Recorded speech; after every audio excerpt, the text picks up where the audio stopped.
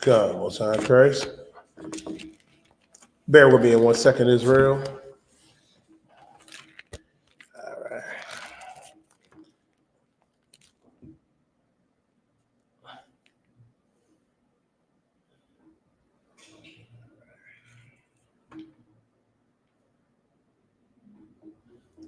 Yeah, move the camera a little bit, like to my right.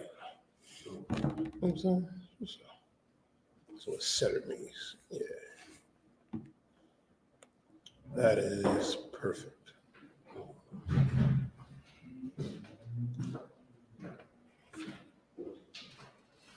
The water.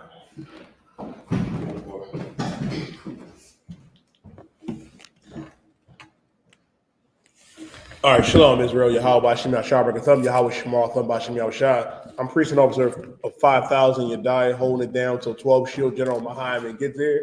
Understand something. As the Lord's chosen people, this is the opportunity we have right now to come out of the world. You see what's going on in Esau's world.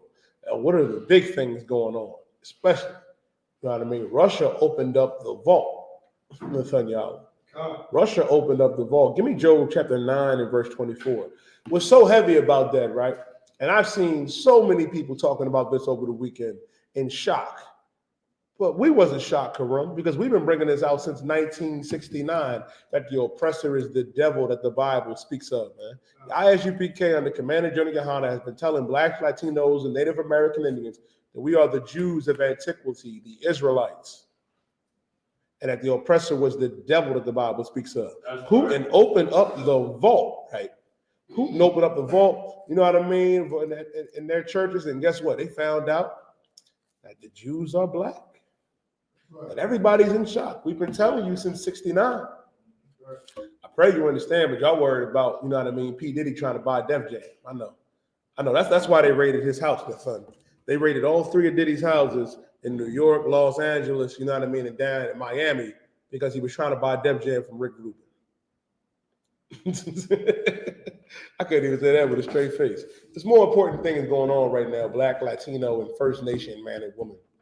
We got to understand the most important thing is coming back into this truth.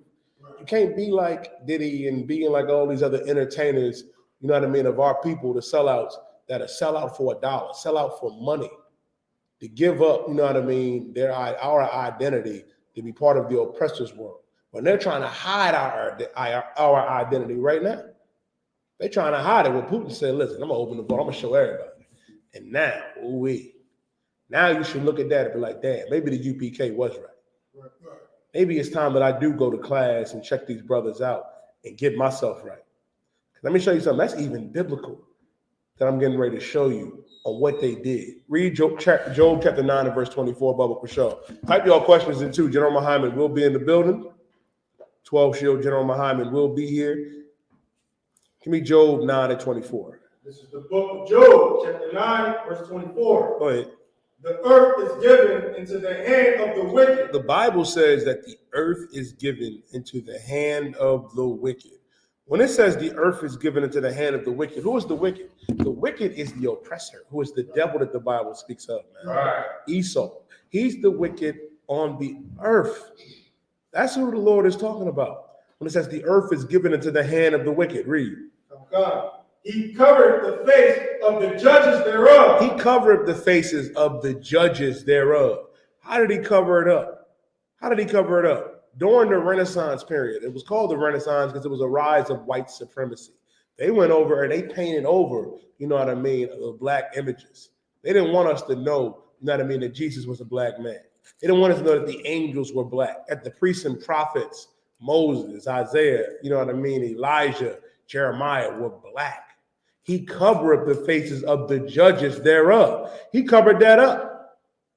If you get the book called The Icons or the Russian Icons, that's an expensive book, Nathaniel. That's an expensive book. And guess what? Now we know why it's expensive. Because that's common knowledge over there in Russia. They know. Over there in the Vatican, over there in Poland, they know that. But you know who doesn't know? Our people. You don't want to listen. When our God said the earth was given unto the hand of the wicked, he covered the faces of the judges thereof. He tried to cover it up. He tried to cover up the identity of the Jews, man. Whenever they know The oppressor knows. And that's why they really upset with Vladimir Putin, a.k.a. Pooh Shiesty.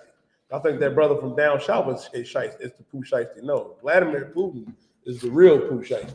I pray you understand. They mad. You see that interview we had with Tucker Carlson? Man, Tucker looked terrified. Putin sitting up there and laughing. Listen, I don't speak Russian. I do not speak Russian. But the third, you're a nigga just like me. I know when somebody's talking shit to somebody. Putin was sitting up there like this, all comfortable talking, you know what I mean? Doing it, talking down to. I'm like, God damn, he talking that shit to it. He was like, I opened up the vault. And guess what? Now, the truth is coming out. Now everybody's starting to see. It's time for us to see Black man, Latino man, First Nation man and woman. And that shines a light on that other guy. You know who that other guy is? That Goldberg, that Weinstein, that Rosenbaum, that Heisenberg. Who is he? Because he ain't a Jew, and he's never been a Jew. They're also sons of Esau, and particularly Amalek. They stole our identity.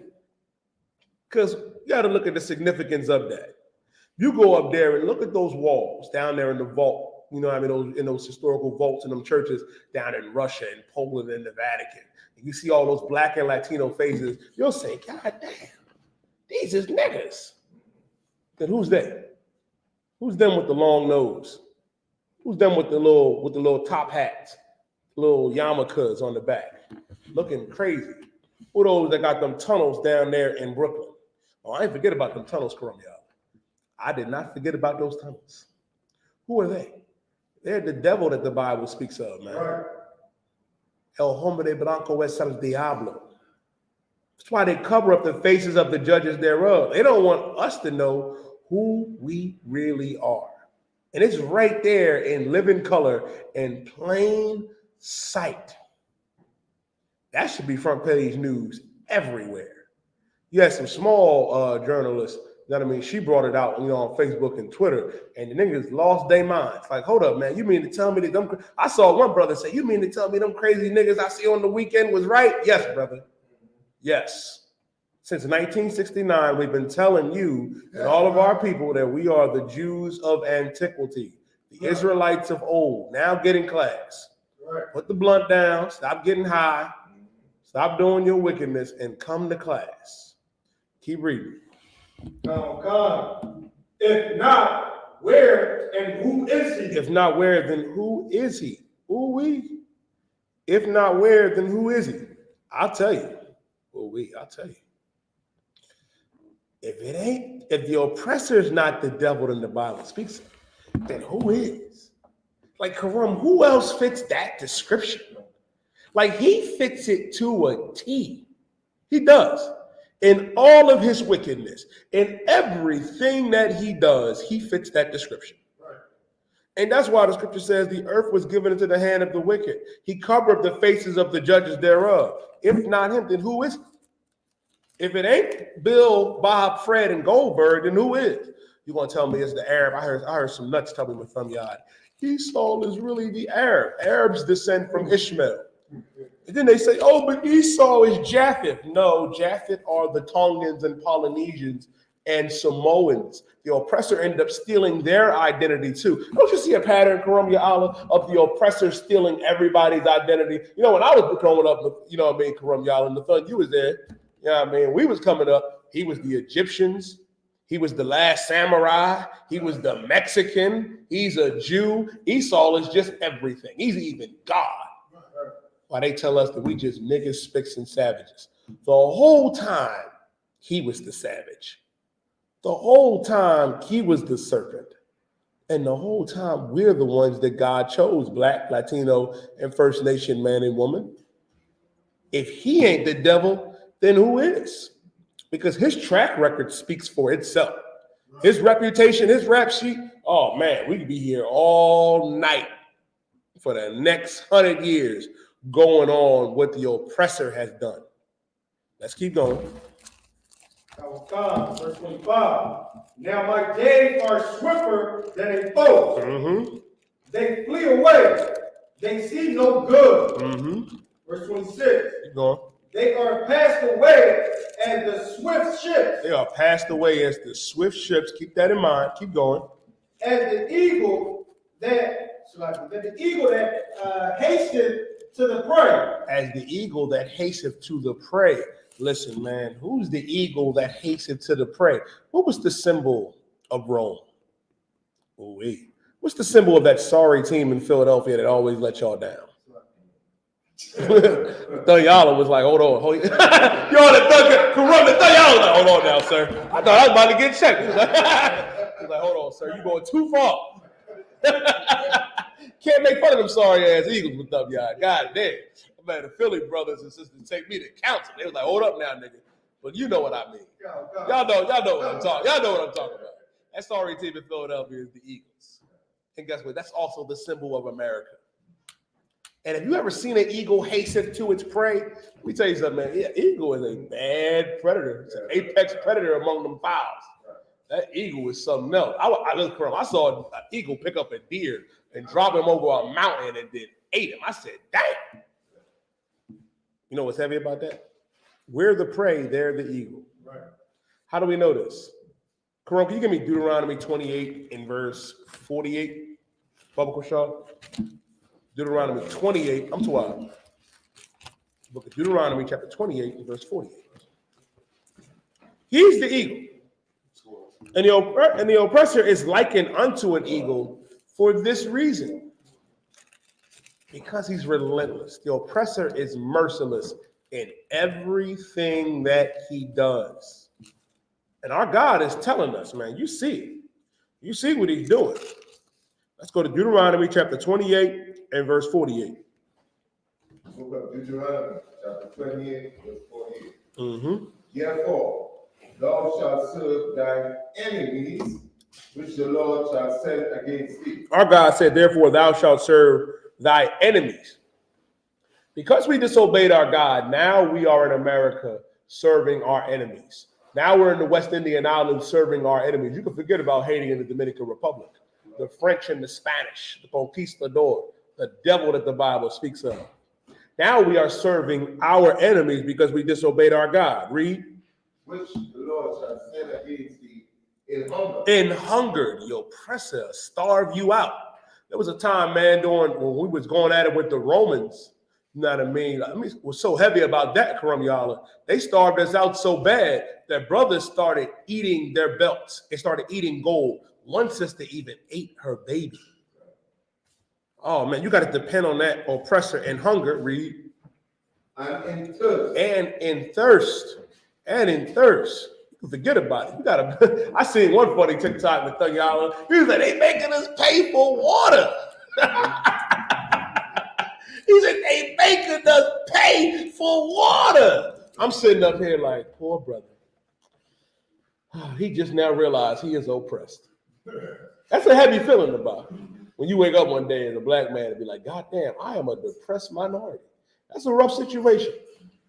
It takes solace in knowing this, man, that we are the greatest people on God's earth. That's right. And that condition can change by coming into the Israelite school of universal practical knowledge. In hunger and in thirst, read.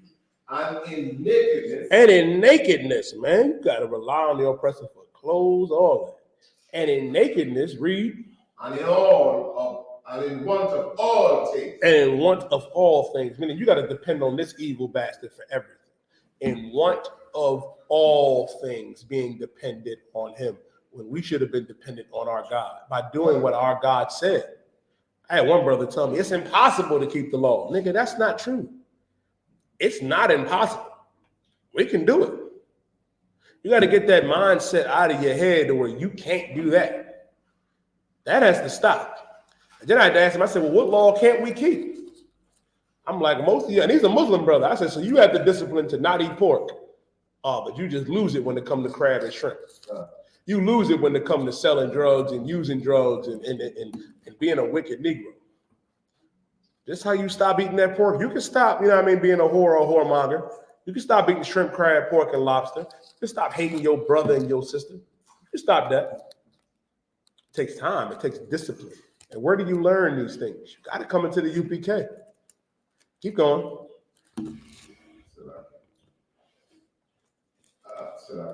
You good. And he shall put a yoke of iron upon thy neck until he hath destroyed thee. And he shall put a yoke of iron upon thy neck until he have destroyed thee. Man, listen, that yoke of iron upon our neck is physical and metaphorical for this reason.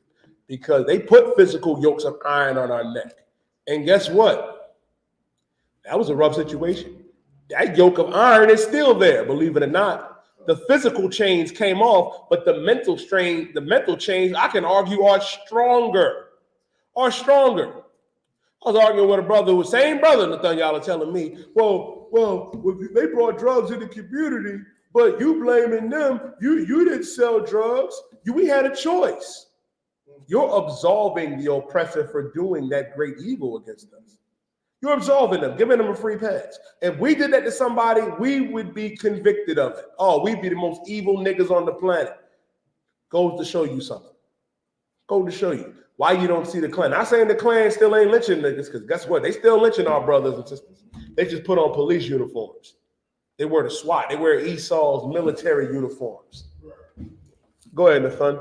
God, that's no different than a grown man giving a young man drugs to sell. It's like, but you're older. Why would you give it to him? And that's the same thing. Exactly. You're guilty of it because you passed that behavior on down to him.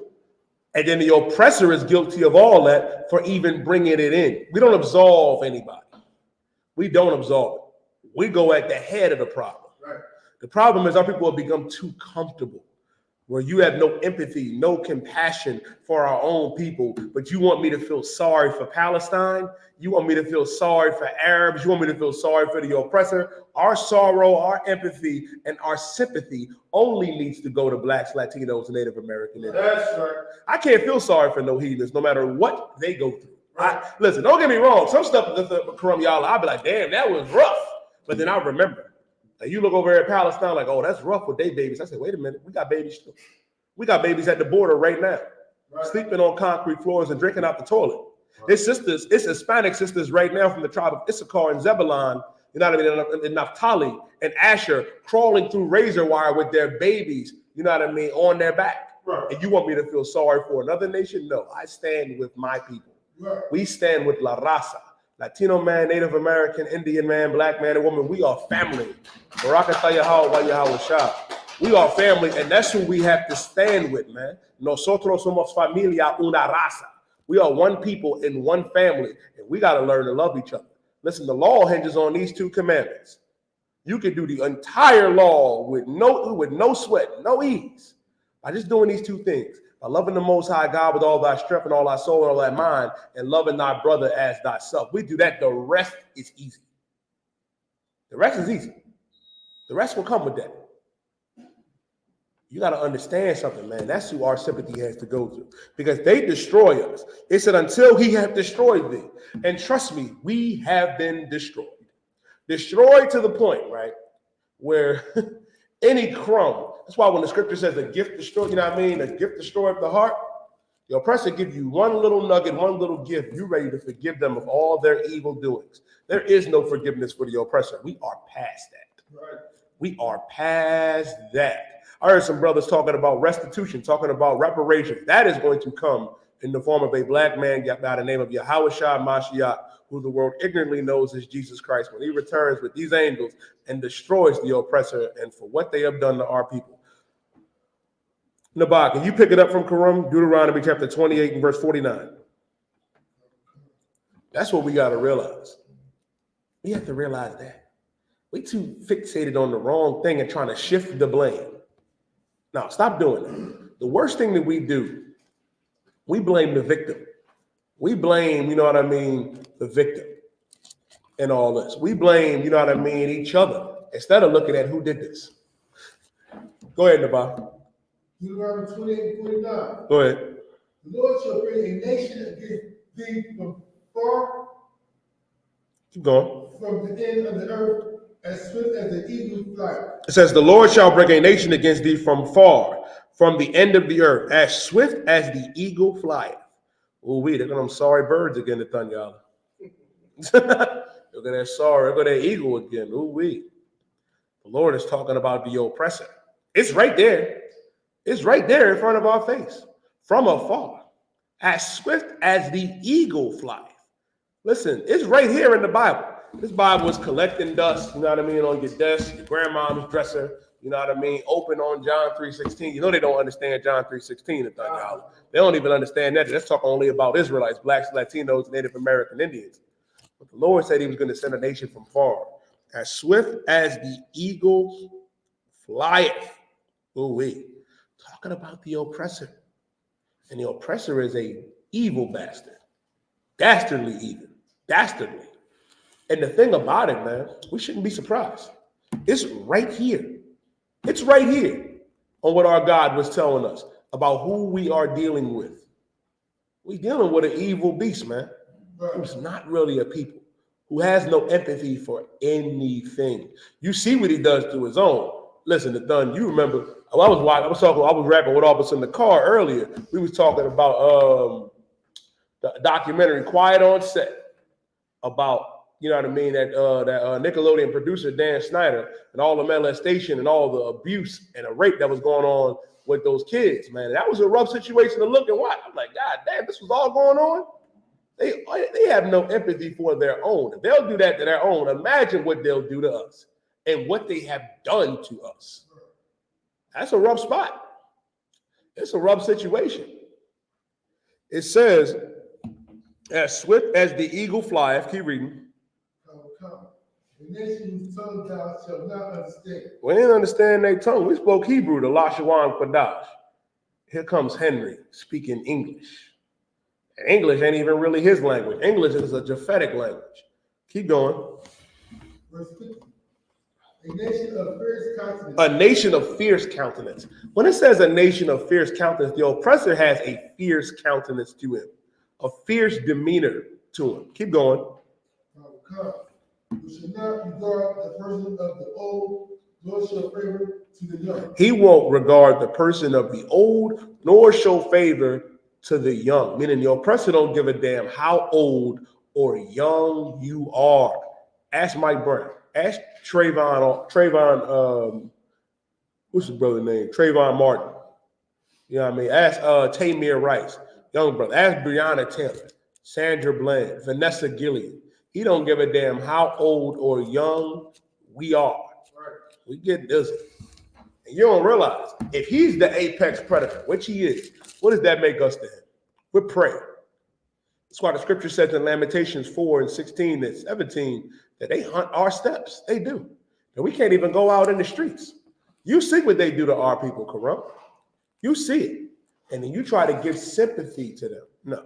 This is the same people like we brought out earlier that covered up our records, that have done everything in their power to try to hide our identity from us.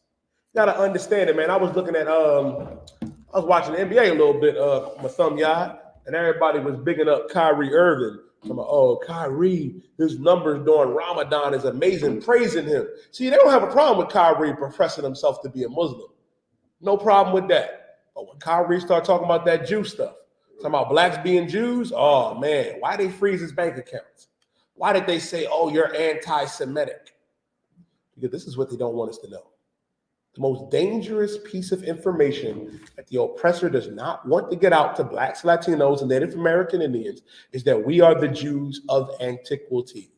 And why we should not look at entertainers as some sense of morality. A lot of our people have this problem. You look at brothers like Kyrie, like he's supposed to lead the nation.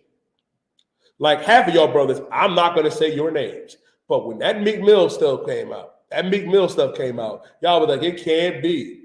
Oh man, it's rough. Like Corona. I think everybody in the world is a sodomite. Brother, like, it ain't the UPK. That's it. I think a lot of y'all is really. I'd had some sisters tell me that they didn't caught, you know what I mean, they significant other in their bed with another man. Two of them told me that they walked in on it.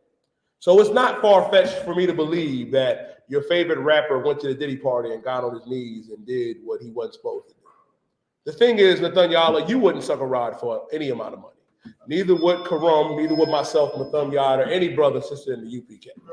Your rapper doesn't have that level of morality. So you shouldn't be surprised. Now, you can come in here and get those morals and learn how to live. That's what you got to do. That's what you have to do. Problem is, you look at what the oppressor has, you look at how he lives, and says, oh, I got to get that. No. Nah, I can't do that. Nathaniel, give me Proverbs chapter 3 and verse 31. Like, that's a rough situation. You mean to tell me the only way to make it is that I got to get on? No, it ain't happening, Corona. I'm neighborhood. I ain't Hollywood. It's a lot. It's a lot. Gotta have some morals, black man, Latino man, First Nation man and woman. Your entertainers, they don't have it. They don't have it. They don't have it. They don't have morals. It ain't for them. And they not supposed to have morals. They not. But you can come in here and get it. You can come in here and change your life. That's what we have to do, black man, Latino man, First Nation man and woman. Change your life. Don't look at what the oppressor has and say, damn, I gotta live like him. I gotta go get it. Can't do that. Read what you got, Nathaniel. God, this is the book of Proverbs, chapter 3, verse 31. Envy thou not the oppressor. Listen, the Most High is telling us, envy thou not the oppressor. Meaning, don't look at the oppressor and what he had and say, damn, I got to get that. I got to live like that. Like, it's going to break a lot of your hearts. It's going to break a lot of your hearts, but you got some brothers out there that go to the Diddy party and let Diddy fondle them for the right amount of money. Envy thou not the oppressor. Don't look at what he has and say, I got to get that. Because the oppressor, listen, in the Quran, one sister said the realest thing on Twitter the other day. One ignorant sister was like, you never hear about white men cheating on their wives. One sister came up and said, that's because he's sleeping with the damn cat. I'm telling you. He ain't just messing around on that. Listen. He's the real deviant. He's sleeping with the cat, the dog, the cattle, everybody. You should hear some of these oppressors, man, and how they talk. I'll be ready to call Peter in the Nathaniel. I'll be wanting to have Peter on speed dial for some of the stuff that they be talking. Envy thou not the oppressor. Shalom, Cat, that's your thug. So you want to take it? Yeah. Come. With that being said, I'm going to pass the class off to Priest and Captain of 10,000 of Maji Char.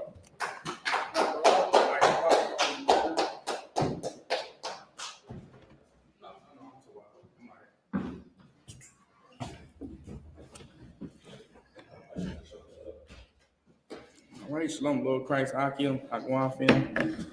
All right. Anybody have any questions in the room? Any questions? Everybody good? All right, no sweat. Somebody give me Amos 5 and 20. Amos 5 and 20. We all know we got so-called Easter coming up, right? When is it? Next week? Friday or something like that? Next month? Man, I think they this upcoming weekend, right? Yeah, right. They got Easter coming up. But yeah, if you don't mind, you give me a little soda.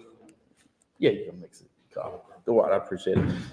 All right, so this is my question, right? All right, what do they say about Easter? They say that this was the time that Christ what? Do anybody know? Go ahead. Death, burial, resurrection. Right. Con. That's what they say. Right. Also, let me ask y'all a question. Do rabbits lay eggs? Right. It's a joke, right? Because rabbits don't lay eggs. Right. So it's like, what is this whole Easter bunny and the whole egg thing, where it's like common knowledge will teach you that rabbits don't even lay eggs at all. You know what I'm saying? The problem with America is that they teaches us to celebrate false holidays. You know what I'm saying? Which is actually not inside the Bible. Do anybody have Amos 5 and 21? Go ahead, you got it. Go ahead, read it if you don't mind. Amos chapter 5, verse 21. Mm-hmm. I despise your feast days. Can you go up to verse 18? Amos 5 and 18, please. Amos chapter 5, verse 18. Mm-hmm. Woe unto them that desire the day of the Lord. To what end is this for you? Mm-hmm. The day of the Lord is darkness and not light. Now, like a lot of people talk about on the day of God, right? On the day of Jesus Christ. But what a lot of people don't understand is that that's not going to be a sunny day. You know what I'm saying? That day is going to be darkness. You know what I'm saying?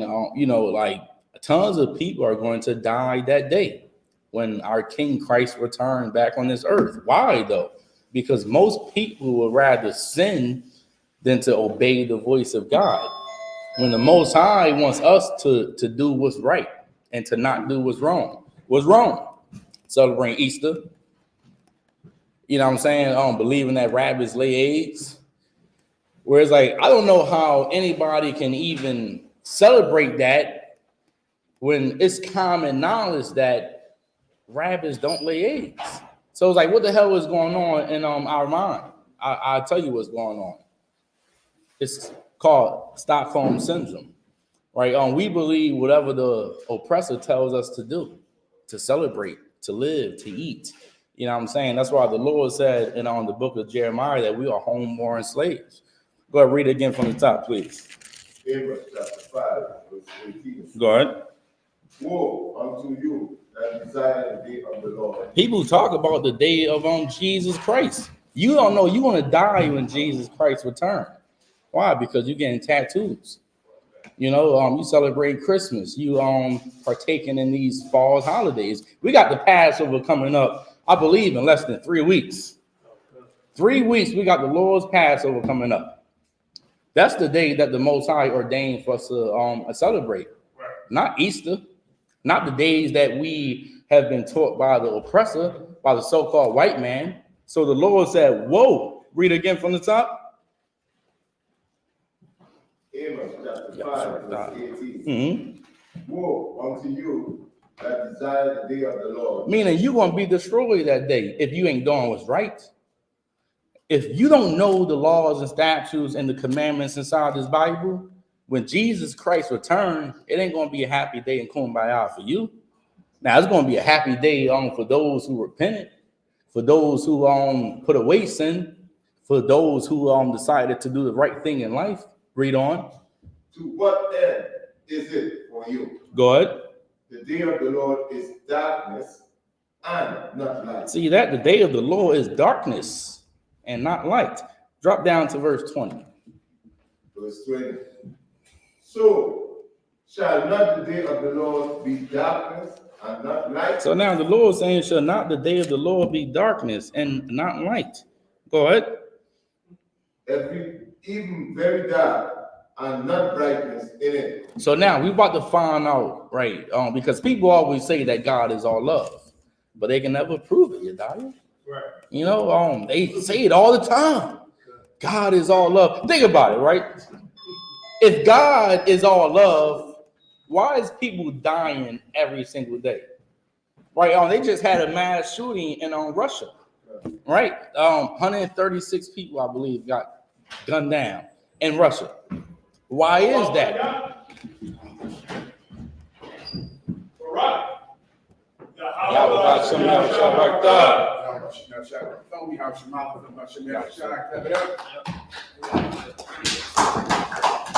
it on, Hakim.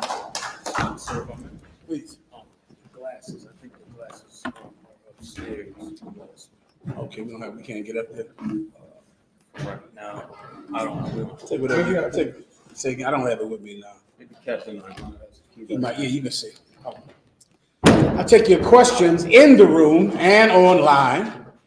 You want to get ready this week for Lent. What's that? Lent? What else? So-called Easter, Ash Wednesday. If you don't understand that, we can go into that. All of it is pagan and has nothing to do with Jesus Christ. I'll take it whatever you got. Has nothing to do with Jesus Christ in any way. Jesus Christ did not raise from the dead on Sunday or on Easter Sunday at all. All right. If you need that broken down for you, you let me know. Also, I'll answer your questions. We got the Passover coming up. You should be getting ready. You should be cutting those fringes tonight. Studying up that garment tonight. Don't wait until the last minute. Also, this week, I'll try to go over some more things some more wisdom for the Passover. All right. I'll give you some more things. Many of you, it's your first Passover. Or maybe if it's not your first, maybe you are just not wise and you don't understand how to behave at the Passover. Last week or the last time I did it, I went over drinking, being a drunk. The Passover can be completely ruined by your alcoholicness, by how much of a drunk you are. And you ruin the Passover for the people that come to the Passover to celebrate the fact that our salvation is near.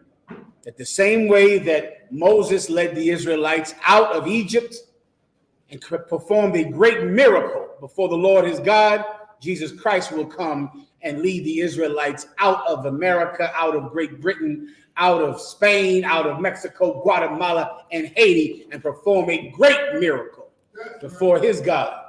You being a drunk ruins that. It is unlawful to be an alcoholic.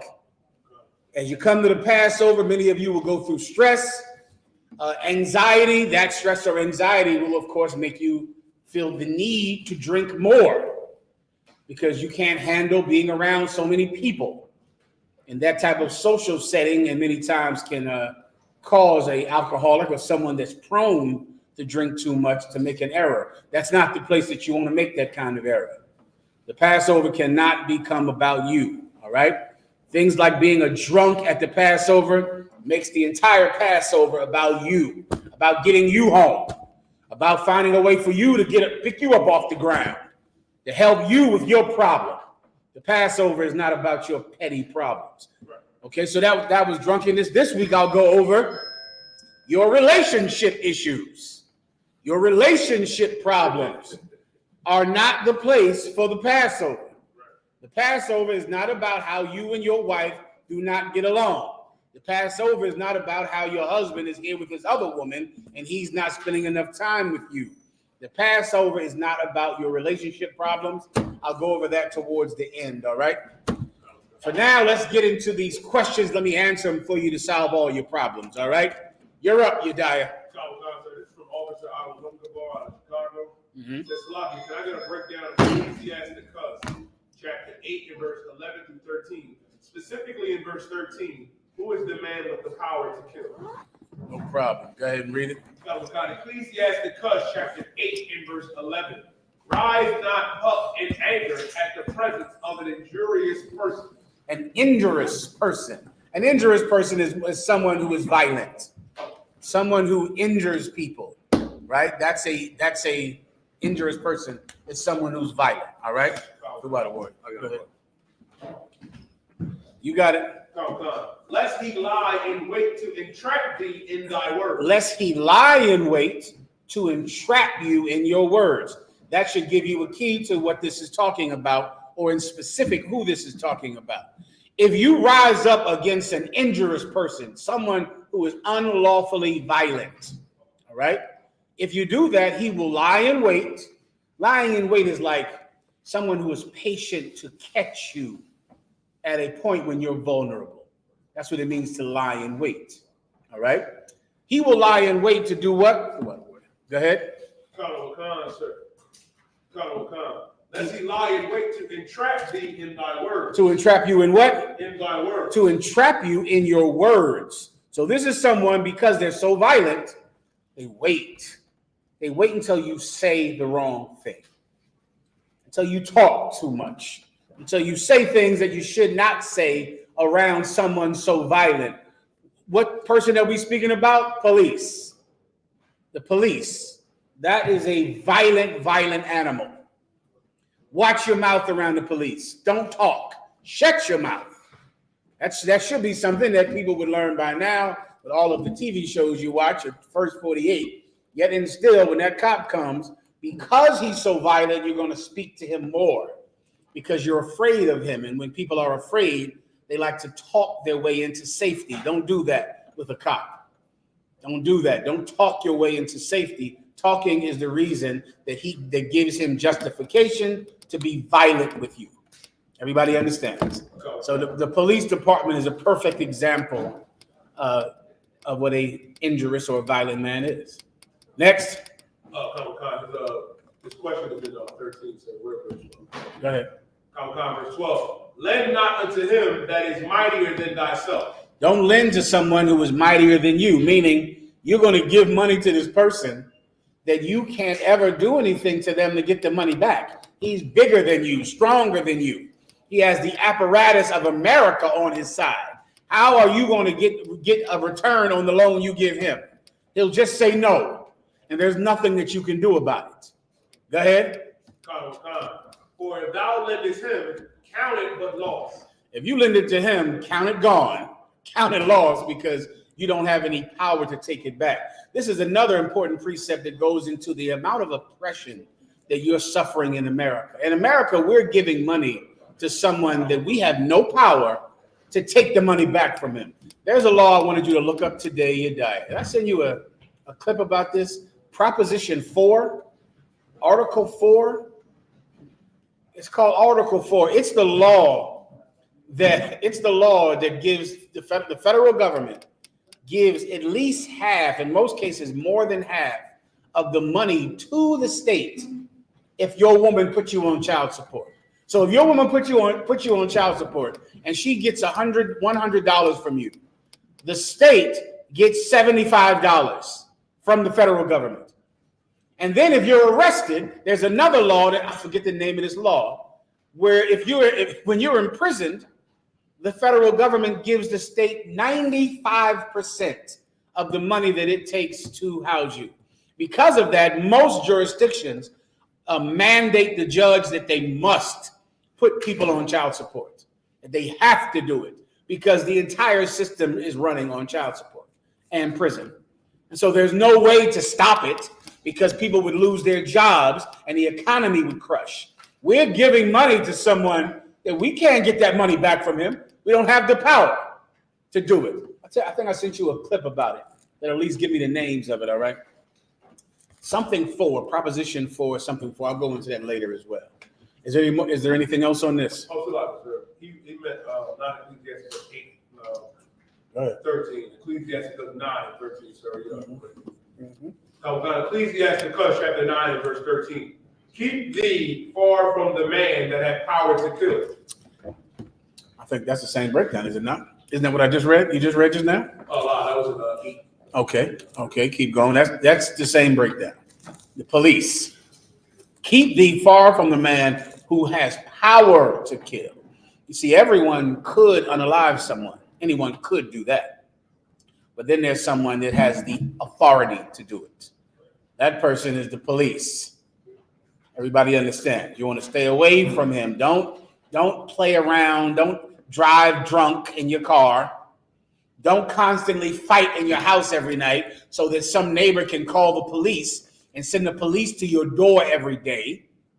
Don't put yourself in danger. Don't put your family in danger by constantly giving the police a reason to knock on your door, a reason to pull you over. The Bible is against that. Everyone understands. Go ahead. So shalt thou not doubt the fear of death. And then you won't doubt the fear of death. You'll realize that you absolutely can be unalived. You understand it. So many of you are so dumb. Your stupidity, it vexes me to my soul. And that you don't realize that if you constantly argue and fight, the danger that you put your children in. And you don't care. Sometimes I've seen videos, brother, that inevitably some woman who tapes every argument she's in with her husband, she'll send me a video of her and her husband arguing and fighting. And I'll always look, and there's babies watching. And the look on the baby's face like is heartbreaking in most cases. And I think about you and how disgusting you are and how much I would love to get rid of you because you have no problem with cursing and screaming and yelling in front of that little girl, in front of that little boy. And it means nothing to you at all that they're watching you. All that matters to you is that you're angry, you're mad, and you don't care. Well, guess what? When the police knock on the door and when they unalive your husband, and when they unalive you, and when by mistake they unalive one of those children, then of course you'll be crying and sad and miserable. These things I just described, these things happen every day. Where children are unalived by the cops because the cops are there because the mother and father were arguing. I think it just happened 2 weeks ago. All right, that's talking about that. All right. Anything else? Is that his question? Just a little bit. Go ahead. Sir. And if thou come unto him, make no fault, lest he take away thy life presently. That's what I just broke down, all right? Make no fault. Don't do anything that's wrong in front of him. Don't argue and fight and drive drunk. Don't buy weed and get high and roll your windows up full of weed, and then you get pulled over and a gust of smoke hits the cop in the face. And of course, you won't understand why he's now unaliving you. You won't get it. You don't understand how precious life is. You could care less. What matters to you is your lust, is your greed and your anger. That's all that matters to you, and your ability to get high and try to numb the pain that you've had all your life. I wish you knew how precious life was. You wouldn't lose it so quickly. Anything else? That broke it down for the brother. You get it. It's the police, all right? What more do I got to do for you? It's the police. The police is what this is talking about. All right? That's the perfect example of what this is speaking about. Good to go? Sir. Next. This is from Officer in the shop. He said, Shalom, could I get a breakdown of Revelation 12 to 14 to 16? Who are the wings given to the woman? Who are the wings? All right. Go ahead. Revelation chapter 12 and verse 16. And the earth helped the woman, and the earth opened up her mouth and swallowed up the blood which the dragon cast out of his mouth. Okay, do I need to break this down? This is all speaking about how history and research aids in the coming of the kingdom of Christ. The truth has been hidden, but we dug it up.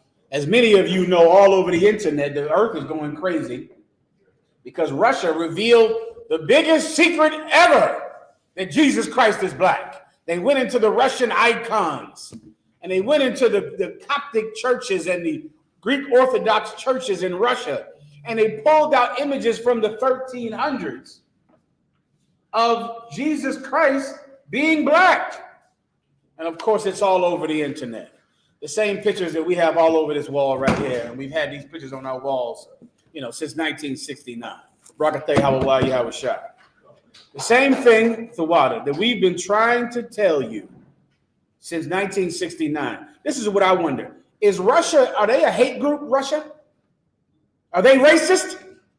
Are they the black version of the Ku Klux Klan? Because for years, when Commanding General YAHANNA told you that there were places in Russia that had books with artist drawings of Christ being a black man from the 1200s, you called us a racist and called him a racist because we told you that Jesus was black. So is Russia racist? No, Russia's not racist. They're just revealing the truth. But when we said it, we were called racist. We were a hate group.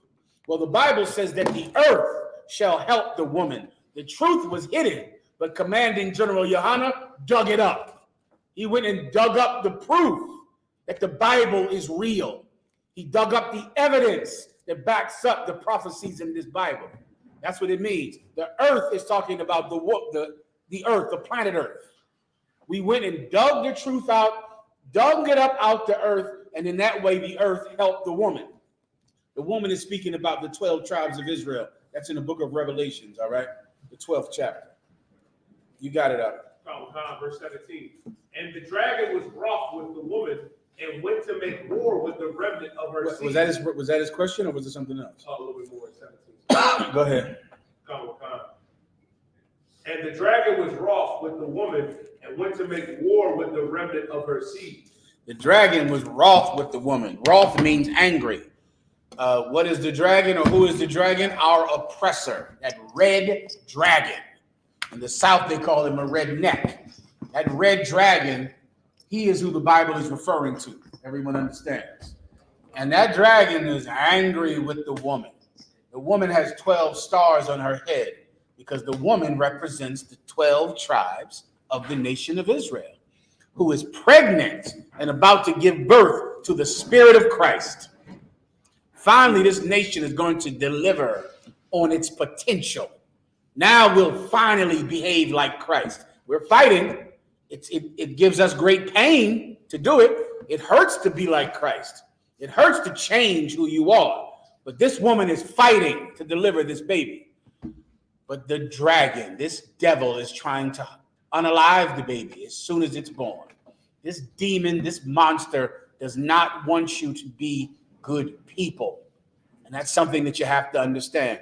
There is a power that sits on the top of governments that does not want your family to be filled with good people. It doesn't want your children to grow up in healthy homes, because they will literally die of starvation if we're good people. If we're the kind of people that don't need the police, that don't need courts, that don't need drug rehabs, that don't need drugs. If we're that kind of people, then this place can't survive.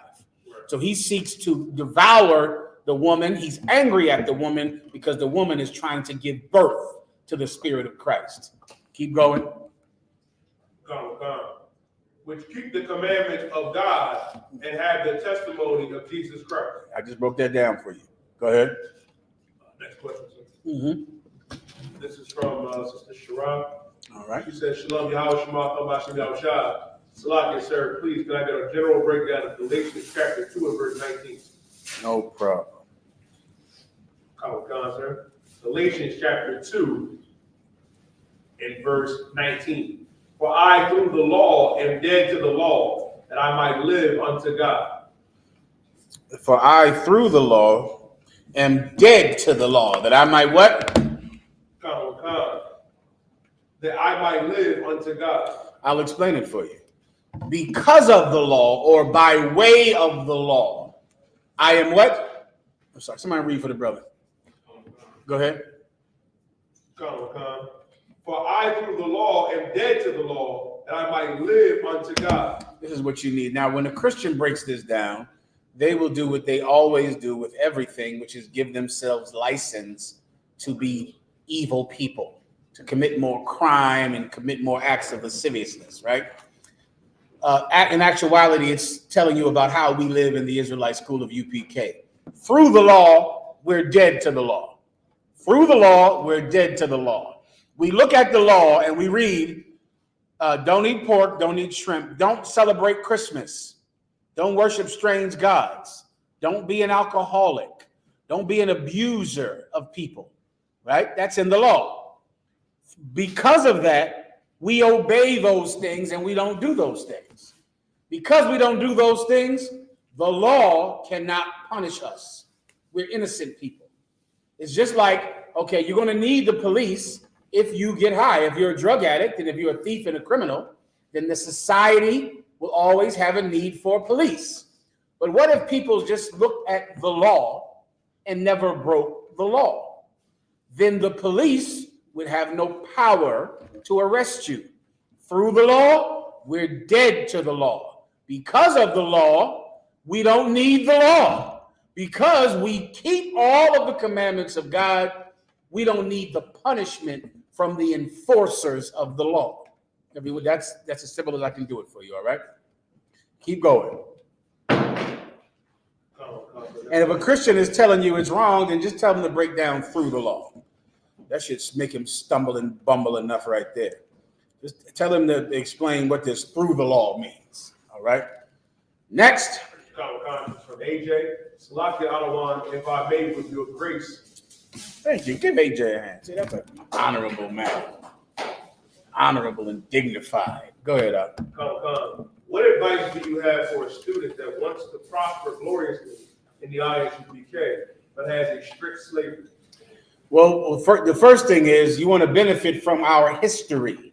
Unlike the Purple Pigs or whatever fake Israelite group you're in or your mama's church, the Israelite School of UPK has been around since 1969. We have encountered every impediment to doing the work of the Lord. Our history is just so long that you don't have a problem that we have never encountered. So yes, we have went through many brothers and sisters wanting to do the work of the Lord, but having slaveries and not being able to do it the way that they want. That is a very common problem, of course, because we've been around so long. Everyone understands. This is what you have to do, young warrior. The Bible says this. The Bible says to wait upon your ministry. You do what you can until you can do more. You're going to find that one day you'll be able to do more. I don't know if you know this about jobs, but many times you lose jobs. Many times your life changes. You might have an apartment here. You might not have that apartment next year. You might have a woman in the world that you think is going to stay with you forever. She's going to leave you. You won't have that woman next year. You might have a slavery that you think, you'll have for the rest of your life. Many times you won't have it. You might be a man that does not have a slavery, and next year you will have a slavery. You might be a man that does not have a woman, and you think you're going to be alone forever. But the Most High has a woman that he is waiting to give you. Life always changes. There is nothing in life that is fixed and permanent. All right?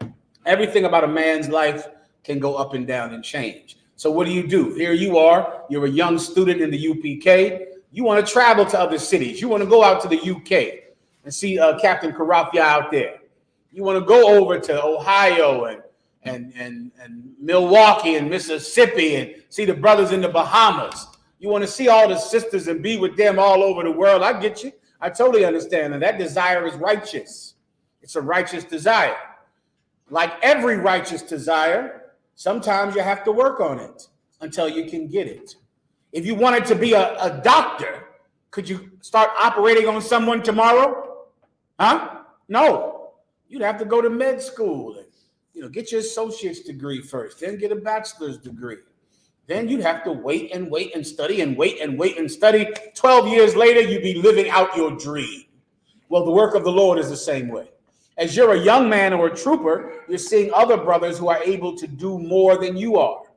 And you want to be like them. Keep learning. Keep training. Keep pushing. One day, you will be living out your dream. Everyone understands? All right, next.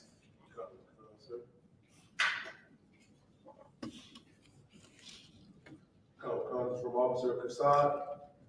He says, Shalom, Yahweh Shem HaShabbat. If I may, can I get a breakdown of Ecclesiastes chapter 9 and verse 2? You got it. Khan, sir, the book of Ecclesiastes chapter 9 and verse 2. All things come alike to all. There is one event to the righteous, and to the wicked, it's like an and to the wicked, to the good and to the clean. That's speaking about death. All right. Death is the one event that happens to the righteous and to the wicked, to the good and to the clean. Death happens to everybody. It's part of life. Many times, brothers and sisters would learn about death through a pet. A pet, if you have children, a pet is a good way to help your child understand death. It's something that's going to happen. And it's something that every person who gets a pet accepts the minute you get a pet. Raise your hand if you ever had a pet that you've ever loved or had a pet in your life. Well, the minute you buy that pet, there is something that every pet owner accepts. I mean, the second you get it, you accept that there will come a day when this pet is going to die. And the more time you spend with the pet, the more you take care of the pet, the more the death is going to hurt, right? And everyone accepts it for the sake of having the relationship with the pet. Well, it's the same thing with people, right? If people are in your life, one day you're going to lose those people, or else those people are going to lose you. In fact, there's only one way that you won't, if you have a pet, there's only one way that you won't go through the pain of losing that pet. And what way is that? Who knows? Officer. If you die before the dog, right? If you die before the dog, then hey, no problem. Now you have a dog sitting staring at the door every day, wondering why you're not coming home. Right? That's how it works. All of us accept it. We all know that one day we're going to lose this animal. Well, one day you're going to lose your grandmother. One day you're going to lose your parents. It's going to happen. Your parents knew the minute that they had a child that one day this child is losing me. Everyone accepts it for the sake of being with each other, because being with each other is so glorious and so meaningful that it's worth the pain that's coming in the future. Everyone understands. It's worth it. It's worth it. This is what this scripture is speaking about. Go ahead, read it again. Colonel Concert, Ecclesiastes chapter 9 and verse 2. All things come alike to all. There is one event to the righteous, and to the wicked, and to the good, and to the clean, and to the unclean. To him that sacrificeth, and him that sacrificeth not. As is the good, so is the sinner. And that he sweareth, he that feareth an oath. It's just making the point over and over again. Listen, there are people that lose their lives, because of their crime, because of sin. That happens to them. And there are people that lose their lives because they're an old woman and they're 85 years old and their time is over, and the Most High wants them to get a new body, to be a brand new baby girl again. That event will happen to both of them. Now, the life in between is very different. Very different. What you want to do is have that good life in between. Have that long, prosperous life in between with people who love you and people who care about you because of your good treatment of them. But the event will happen to both of them. Everyone understands. Anything else? That was the last question. Next.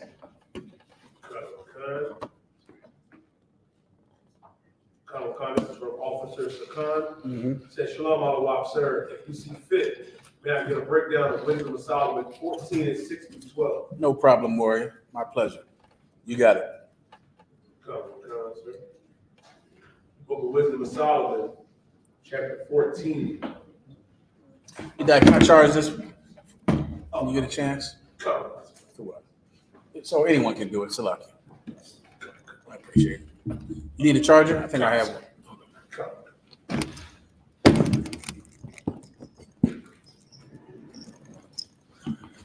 Book of Wisdom of Solomon, chapter 14, and verse 6.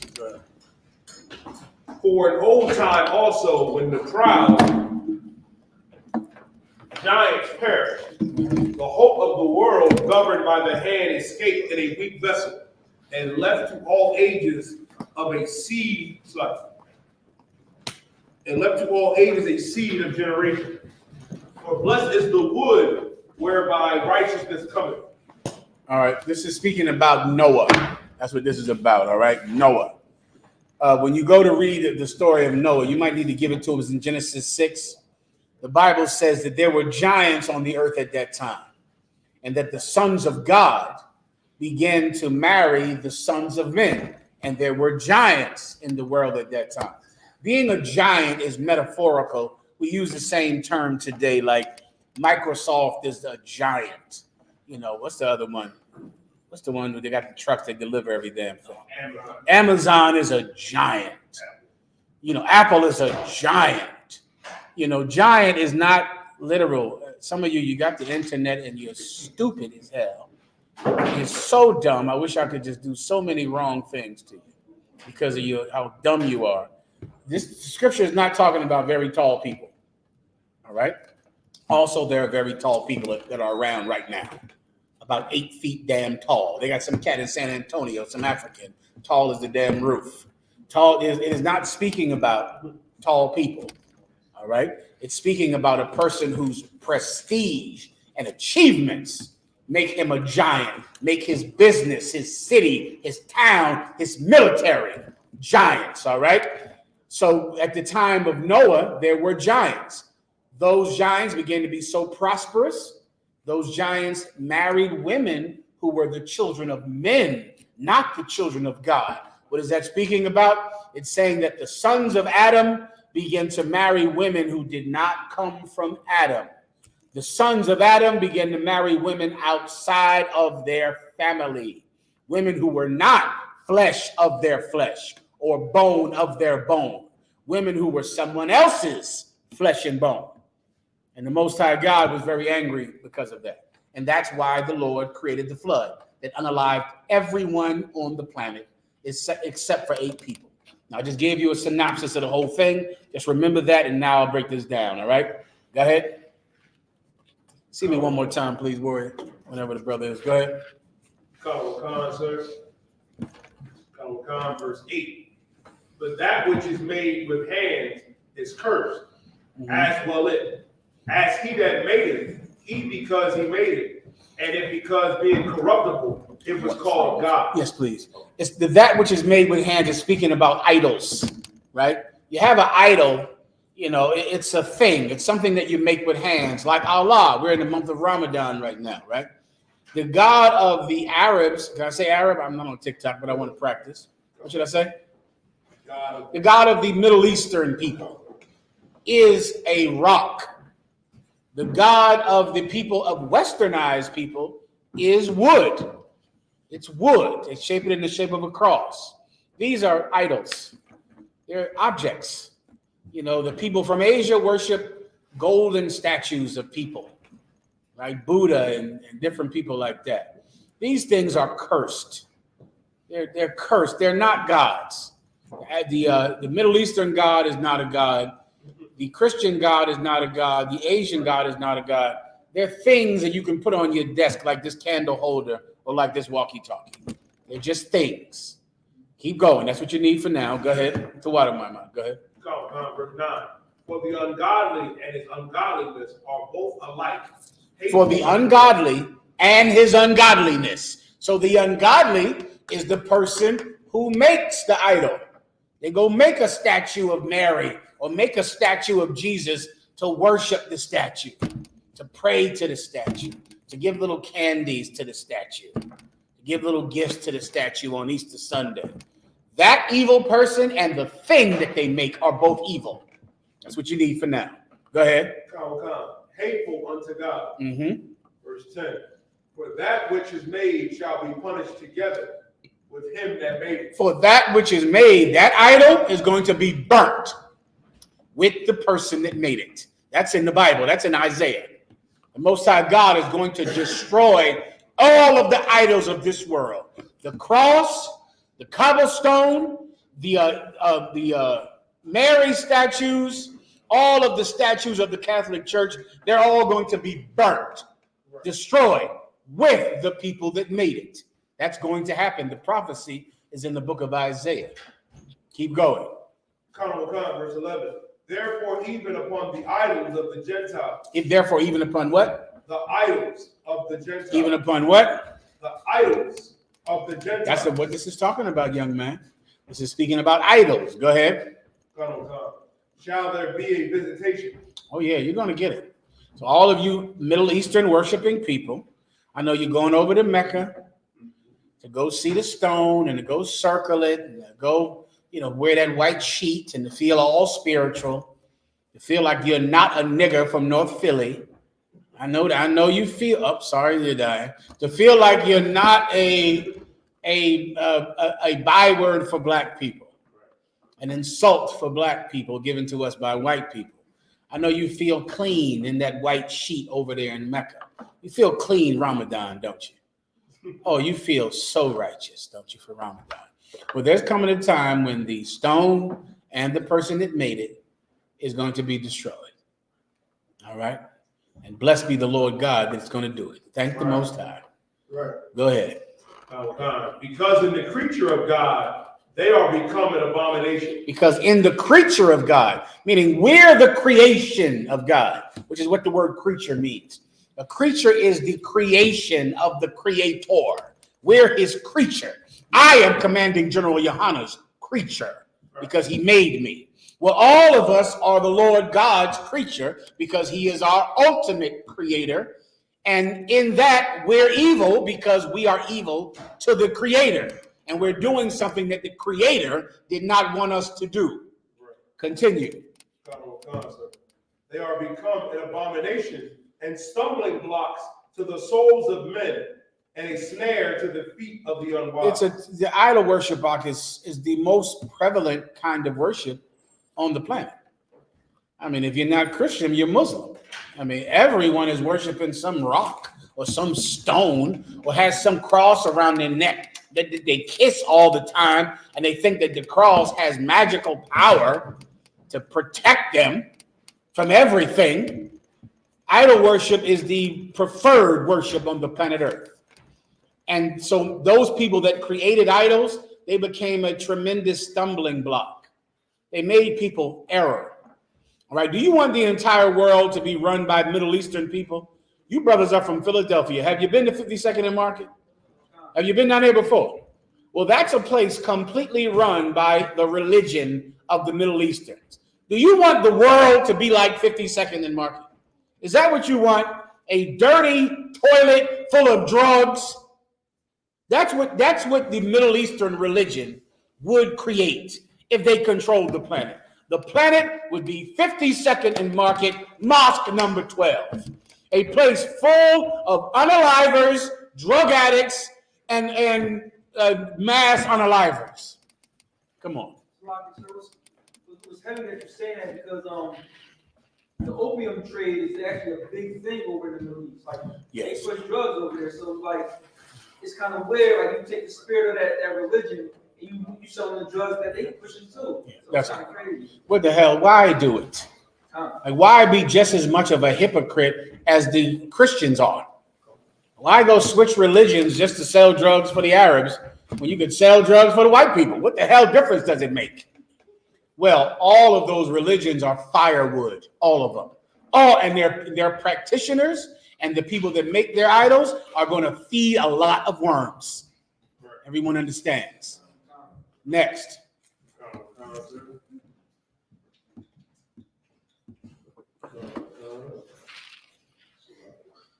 Officer Kushal wants to break down, says lock out line, and I got to break down 1 Corinthians 11, 14 to 15. Go ahead. Come on, sir. Book of 1 Corinthians chapter 11 and verse 14. Doeth not even nature itself teach you that if a man have long hair, it is a shame unto him. But if a woman have long hair, it is a glory to her. That's a precept you got to understand if you're going to battle Christians, all right? This is the first thing you want to ask. What is long hair? You want to start there with the Christian. Just ask him. What does that mean? What is long hair? Now, you're going to stand there for 10 minutes because he's not going to be able to answer that question. But the Bible says that nature teaches you that it is a shame for a man to have long hair. So I know that nature is teaching it. So all I need from you is what is long hair. Now I'm going to move on to the next question. And I'll wait. You just got to tell me what long hair is, and then I'll get right back on this topic, all right?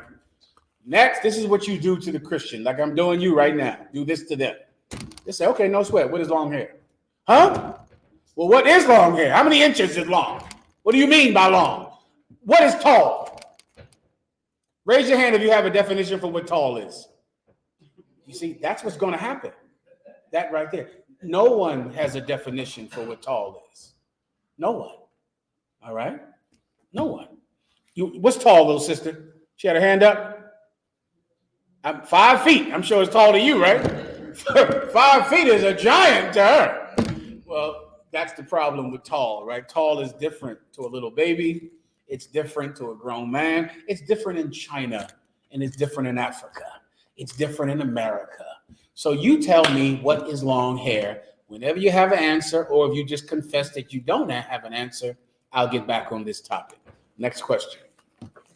Sir. Mm-hmm. Trooper Mahayaman says, Shalom of Christ, sir. Can I get a general breakdown of Isaiah chapter 29 and verse 4? You got it, warrior. Next, break it down. Proxima. Sir. Book of Isaiah chapter 29 and verse 4. And thou shalt be brought down and shalt speak out of the ground, and thy speech shall be low out of the dust, and thy voice shall be as one of that have familiar spirit out of the ground. And where are we at? Isaiah 29 and verse 4. Okay, I can't recall this. Hold on. Let me jog my memory 1 second, warrior, all right? We're at, where are we at again? Isaiah 29 and verse 4. You want me to start at verse 1, sir? Let me check it out. If you think you should, go ahead. You said 29, right? Yeah, it's Isaiah 29 verse 1. 29, and you saying you want to start at verse 4? That 4 is his question, sir. Okay, hold on. Let me catch up with you 1 second. Mm-hmm.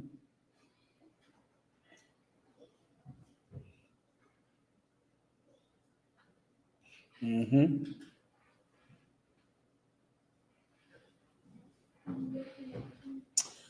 Yeah, 1 is what you need, like you said. You got it. Book of Isaiah, chapter 29, verse 1. Woe to Ariel, the city where David dwelt. Ariel, I believe in Hebrew, that's Ariala. Can I confirm that? Alexa, what does the word Ariel mean in the Bible? In the Bible, the name Ariel is often used to refer to the city of Jerusalem, which was known as the city of God or the city of the great king. The name Ariel is mentioned. Alexa, stop. Ariala means lion of God. And of course, David was from the tribe of Judah. He had 12 golden lions around his throne. This is referring to the city of David because David was from the tribe of Judah.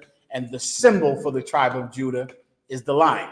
Ariel is Ariala, which means lion of God. All right, go ahead. Add year to year. Let them kill sacrifices. So this is all you need for now. This is speaking about the city of David or Jerusalem. Go ahead. Sir. And there shall be heaviness and sorrow, and it shall be unto me as Ariel. Mm-hmm. And I will camp against thee round about, and will lay siege against thee with a mount. So the Most High is saying that he is going to fight the city of David, that he's going to come against Jerusalem. Go ahead. And I will raise forts against thee. You get that. Go ahead. Verse 4. And thou shalt be brought down, and shalt speak out of the ground. And thy speech shall be low out of the dust, and thy voice shall be as one of that have a familiar spirit. So now the voice of Jerusalem is going to be very low. It's going to be in the dirt, meaning no one listens to you anymore. No one wants to hear what you have to say. Your voice is low. Your voice is in the dirt, like someone that has a demon. And that's what happened to the city of David. That's what happened to David's family. His house was brought low. They lost any spirit of lordship. They lost all their authority. Finally, in the end, the heir to the throne of King David was a carpenter in Nazareth. That's how low that family had fallen, which is what this is a precept about. Keep going. Sir.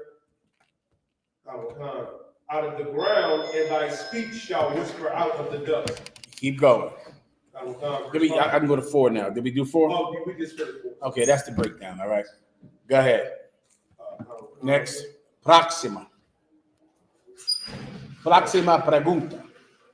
This is from Officer Quadrazar Corral. Mm-hmm. It says, Shalom, sir. Salaki, if I may, I have 2 questions on different topics. No problem. What is the hellfire that Matthew 5 and 22 speaks about? And should our sisters have a strong and independent mindset? Okay, what does that mean to have a strong and independent mindset? I don't know. You got to just first tell me what that means, and then I'll answer your question. What was the first topic he asked about? The hellfire that Matthew 5 and 22 talks about. All right, go ahead and read it. Matthew chapter 5, verse 22. But I say unto you that whosoever is angry with his brother without a cause shall be in danger of the judgment.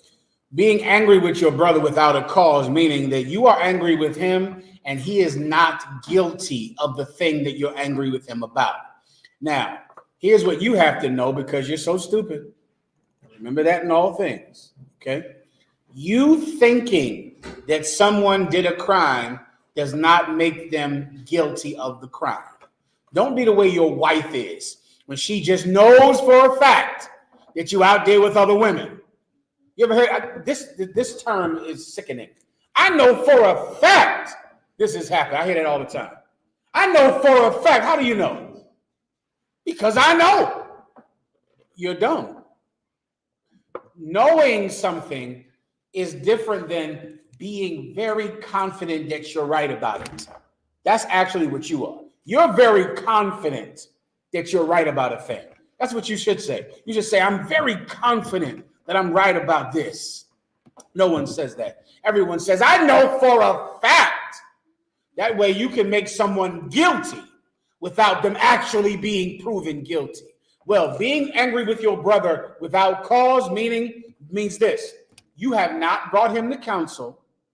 No judgment has been put on him that he stole your wallet, or he talked to your wife in the wrong way, or he did this to you. He is innocent because you've never taken him to a counsel at all. But you know for a fact he did it. He's innocent.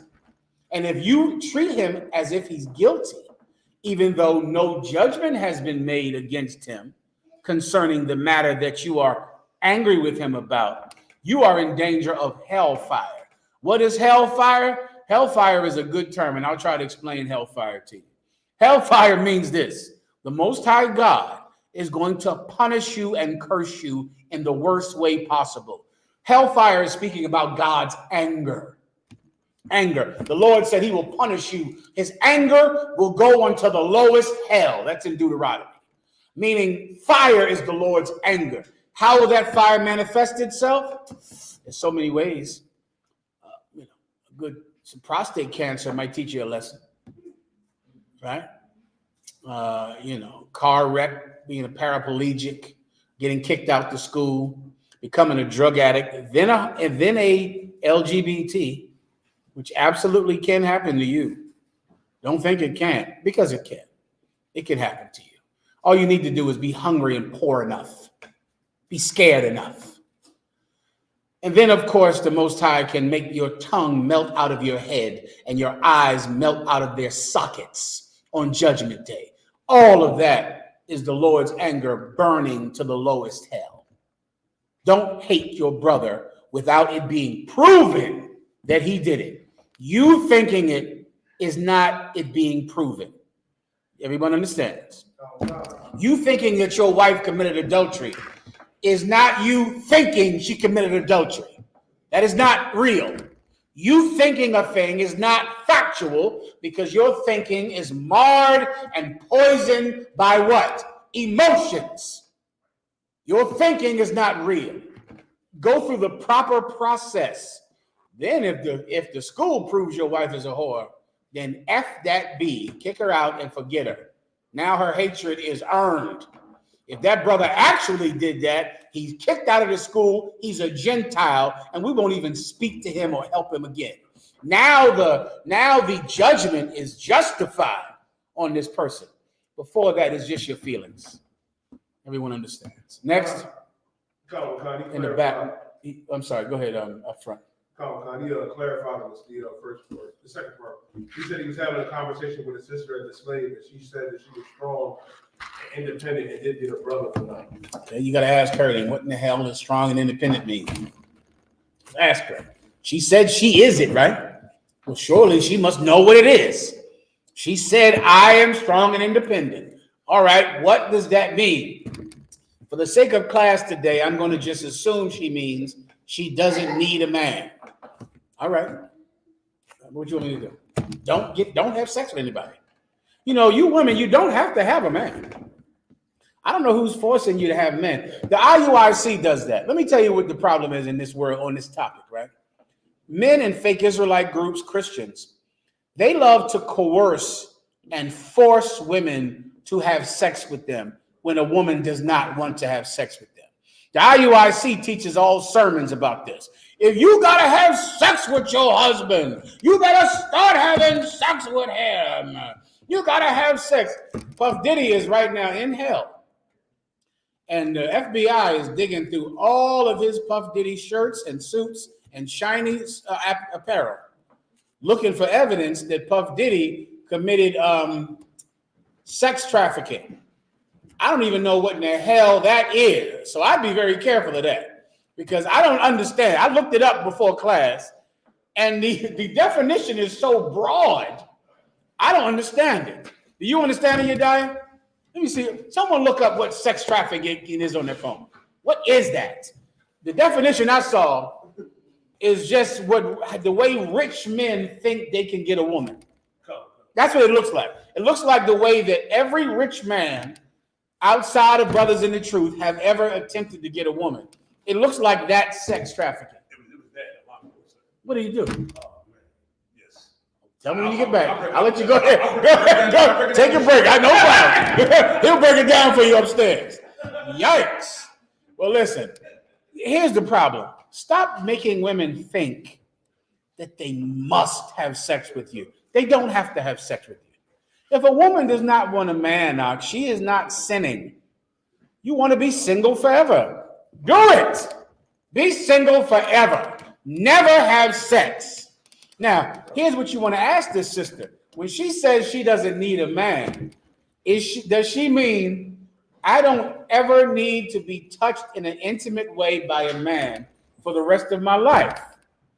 If she means that, that's fine. But if she actually means, no, I'm going to have sex with a lot of men, but I'm never going to actually consider them my man, then that is a sin. And she cannot do that. But if she doesn't want to have sex forever, don't. That's a good thing. You should be like that. Stop having sex. Devote yourself to God.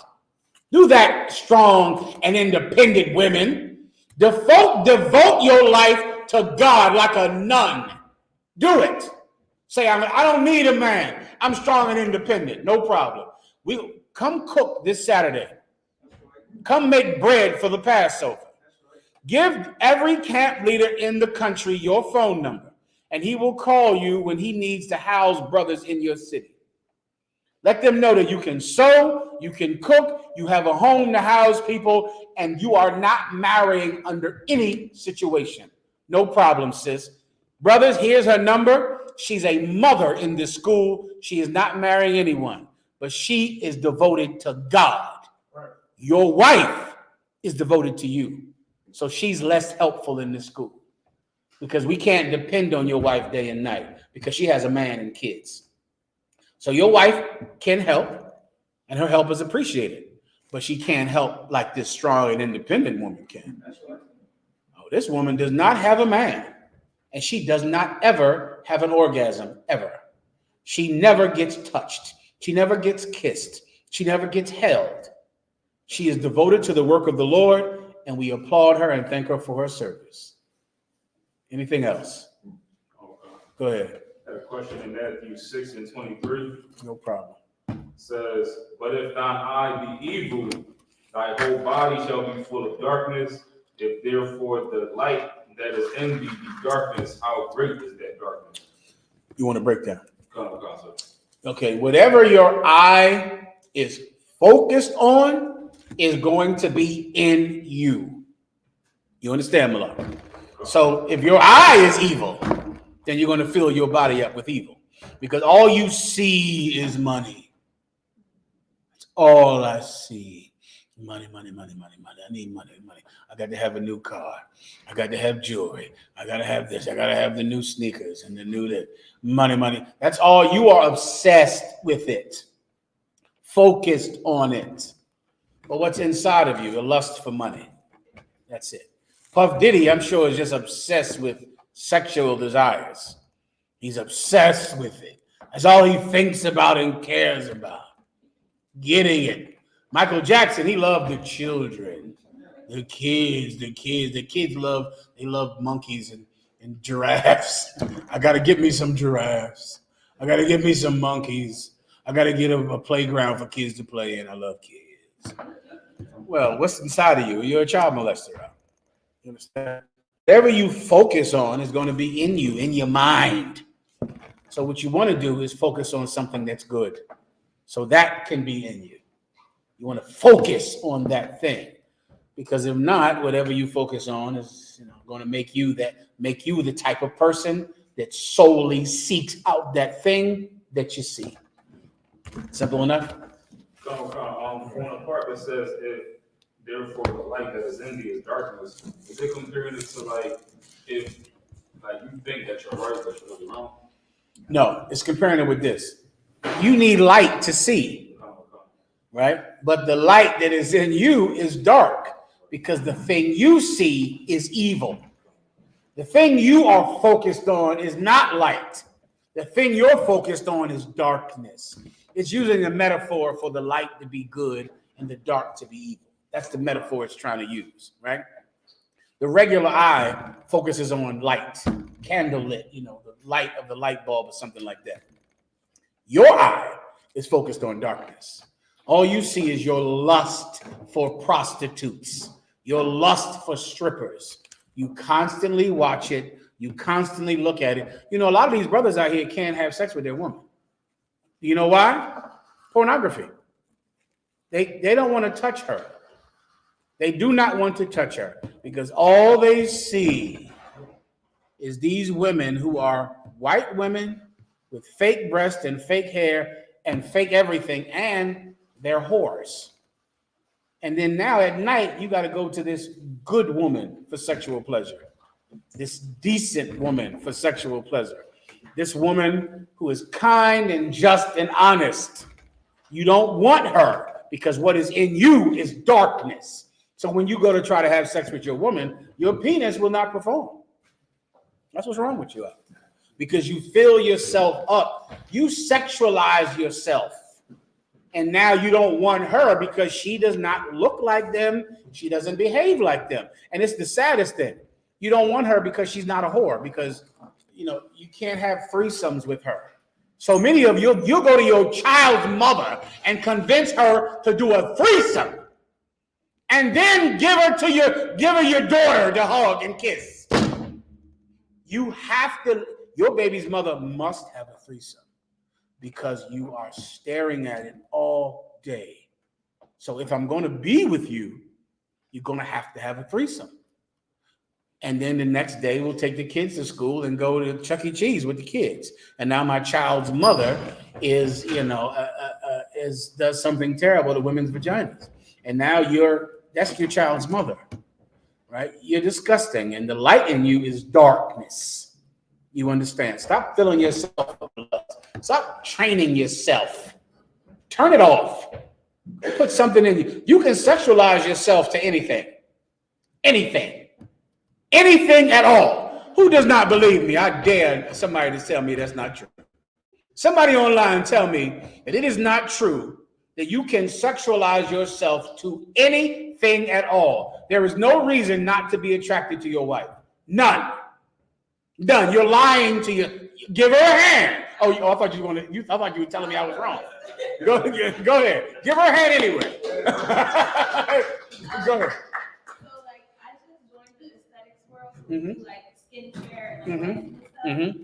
And we've heard so many horror stories about sex, and that's why I won't do like Brazilians on men or women. I hear that. Because a lot of the women and men will come in purposely to get aroused by the heat of the sex. Forget about it.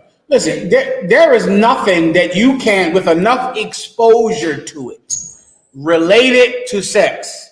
And then now it's sexual. Anything. Teddy bears, stuffed animals, anything. So then why can't you get aroused by her? Because you've been with her for years? That's a myth. That whole we've been together for years. You're lying to yourself about that. You're lying. You can be sexualized to anything. It just takes, blow my mind with the answer. Are you sure you're going to have the answer? If you're not sure, let's not do this. I would say trigger, sir. No. Ahmad. No. Right here. You. Focus. Give him a hand.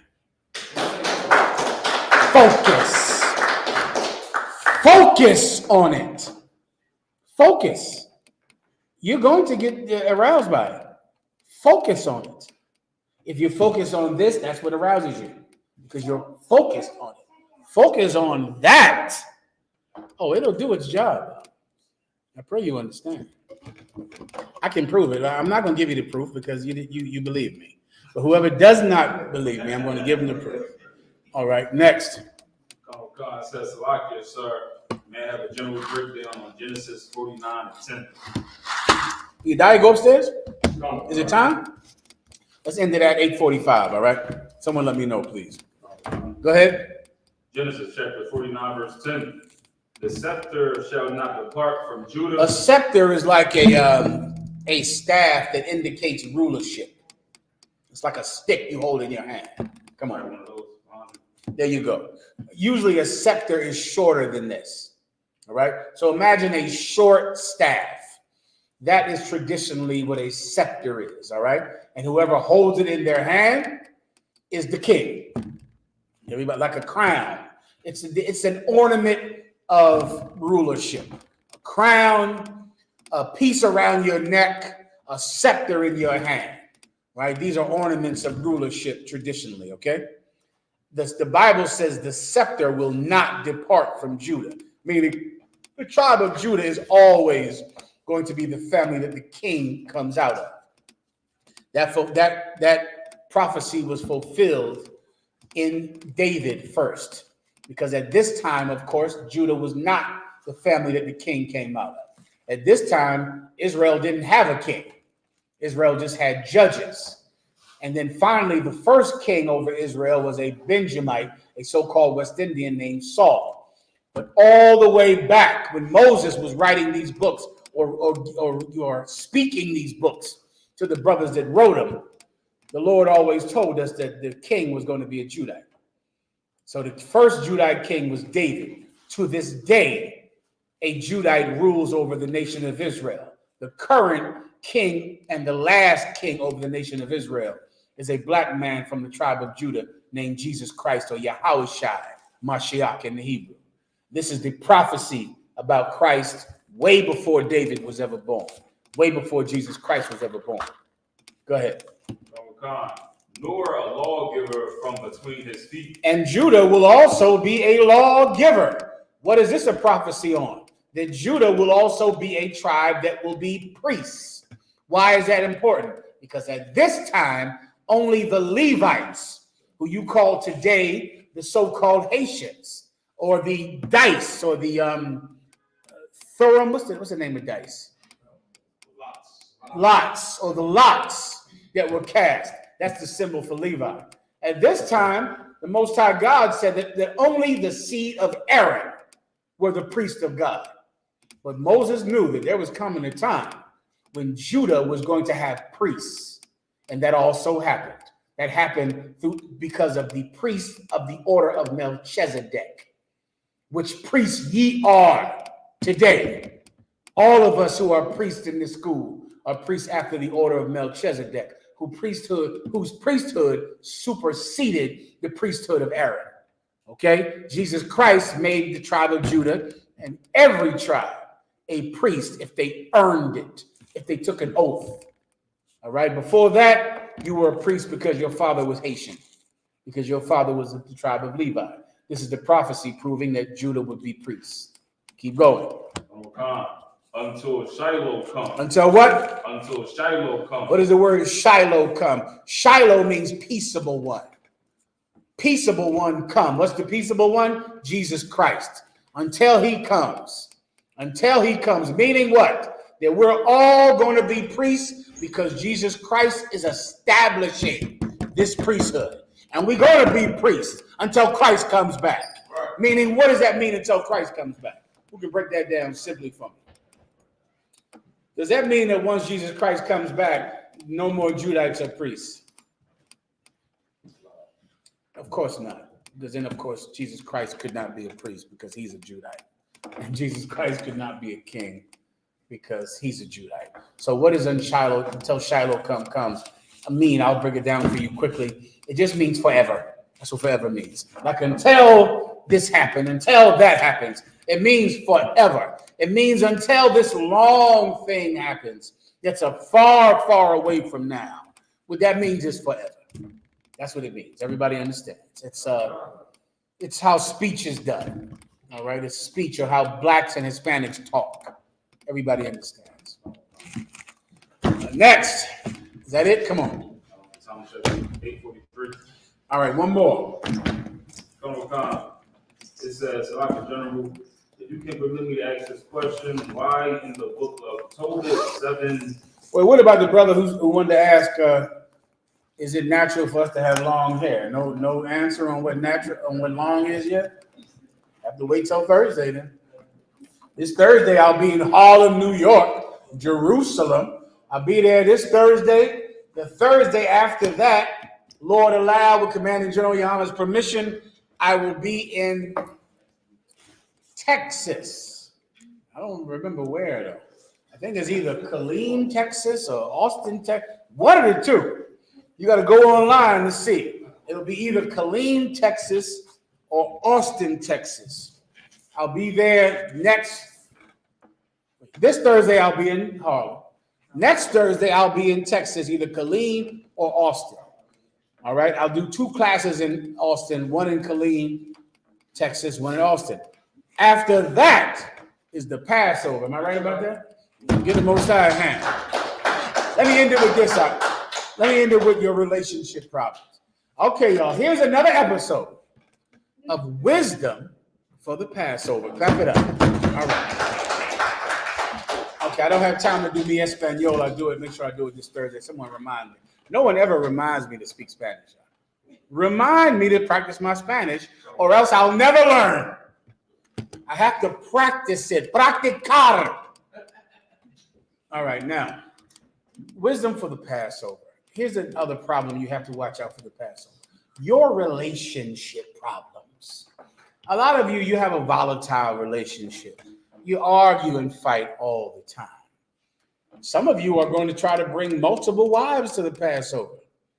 You're going to have 2 women. Some of you will try to put them in the same room. Have one sleeping on the floor, the other one sleeping on the bed. All right. The problem with the Passover is a very simple problem. It's the problem of people. You do not know how to behave around people. You have a social disorder. Your problem would be fine if you lived in a cabin in the middle of the woods where you never saw people. Then you would be fine.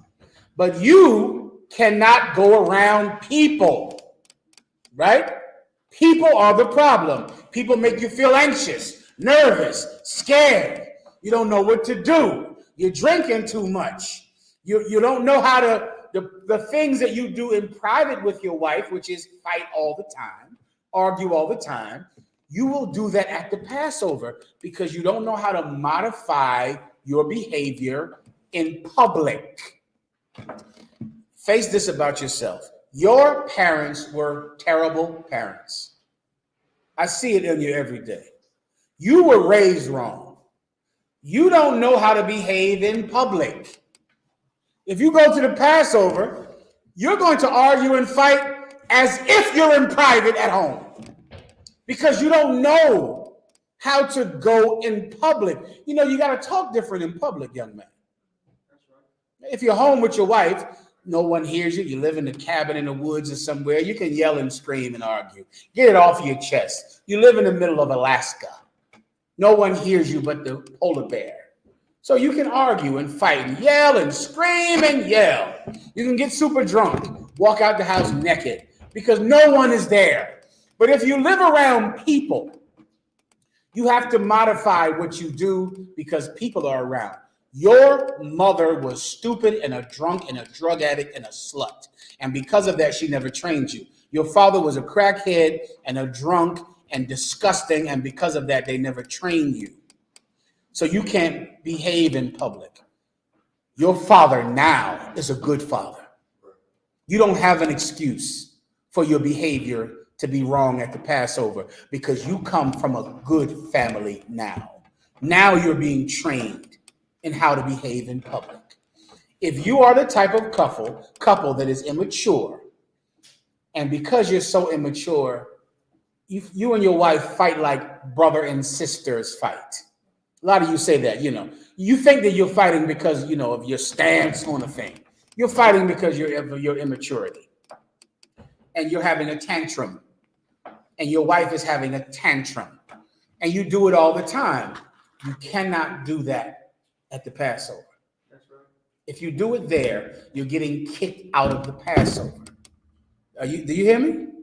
I pray so. I'm going to instruct security to kick you out.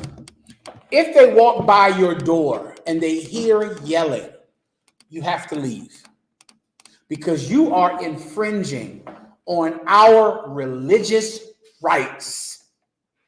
We're coming to the Passover to exercise our belief in God, but we can't because you and your wife are fighting in the hallway, in the lobby.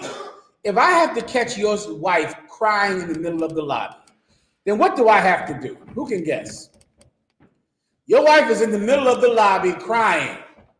You know your wife knows the lobby is a public place, right? She realizes that. Your wife is crying in the lobby. So now as I walk by her, what do I have to do? Malak. What's wrong, sis? What's wrong? Are you okay? Oh, Jesus. He brung that other bitch up here and they don't talk to me. He ain't doing this, ain't doing that. Now, this is what I'm going to do. I'm going to comfort your wife. Let her know we'll work the whole thing out. Then I'm going to call Shema wa Allah. And I'm going to have you and your wife kicked out of the Passover. And then when you ask me about it, I'm going to go, I don't know anything about it. That's what's going to happen. Because the Passover is not about you and your marital issues. If you have marital issues, the UPK provides counseling. You could get these problems solved. But you don't call for a counsel because you don't want anybody telling you what to do. You don't want no man telling you about your marriage.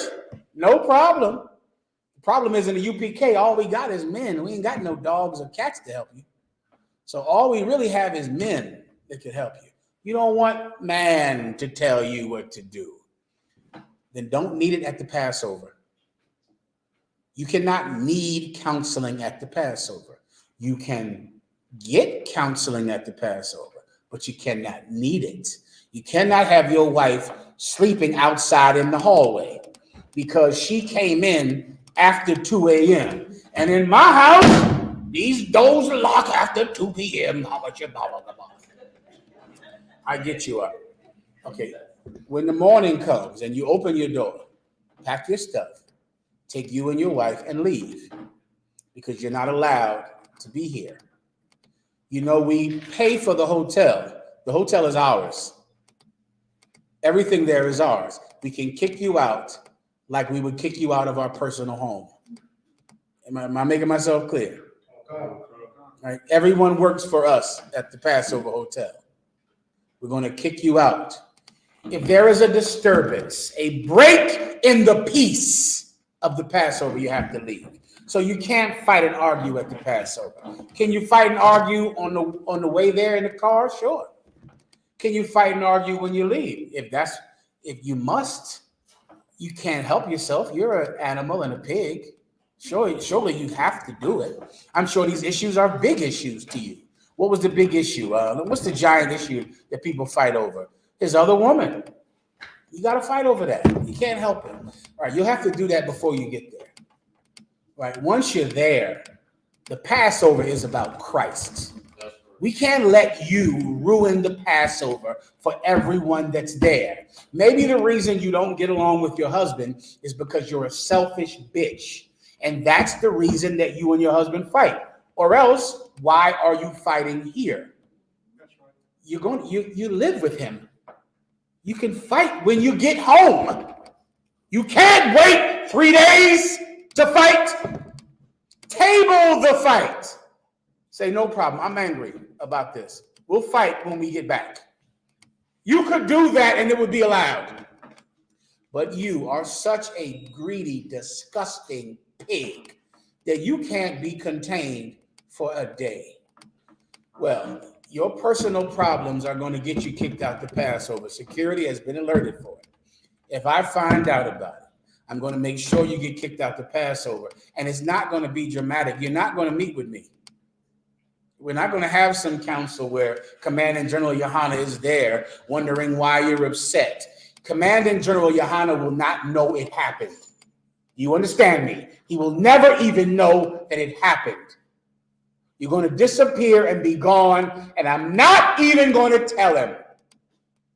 So there's no reason for you to do this at all. It can't help you in any way. Do not let your marital problems that you don't fix at home, that you don't resolve at home, that you don't get help with at home, do not bring them to the Passover. Am I making myself clear? I pray.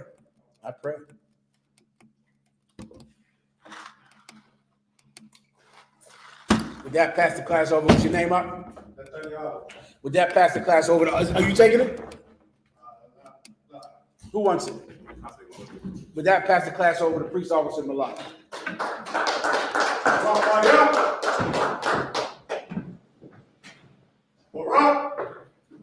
Now,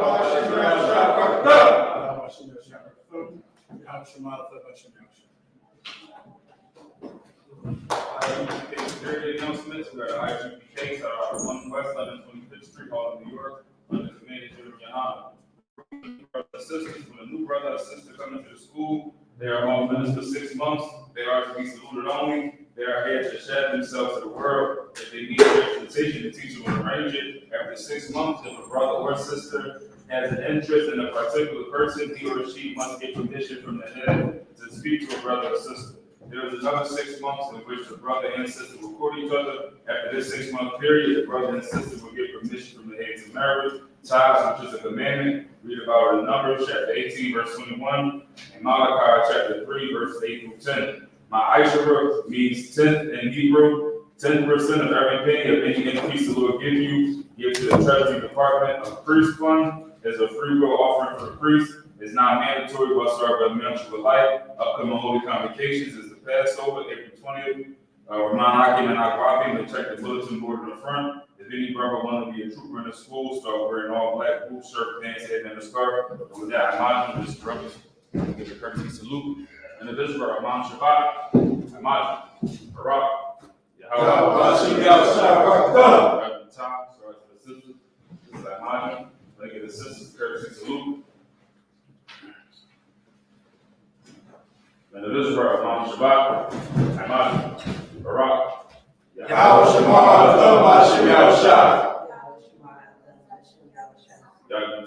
that is dismissed.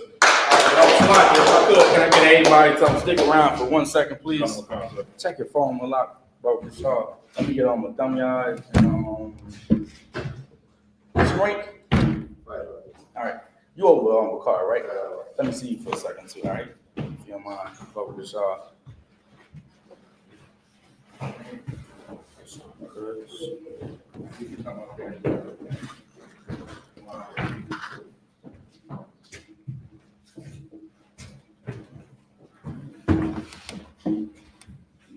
Yeah.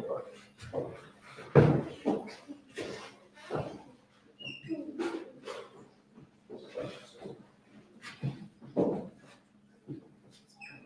right, like your sister. Come on up.